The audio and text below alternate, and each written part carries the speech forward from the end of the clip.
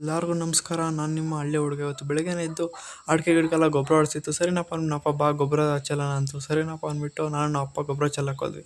ಎಲ್ಲ ನೀಟಾಗಿ ಹತ್ತು ಕಡೆ ಒಂದೊಂದು ಗೊಬ್ಬರ ಬಾಣಲೆ ಹಾಕ್ಕೊಂಡು ನೀಟಾಗಿ ಹಾಕ್ತಾಯಿದ್ವಿ.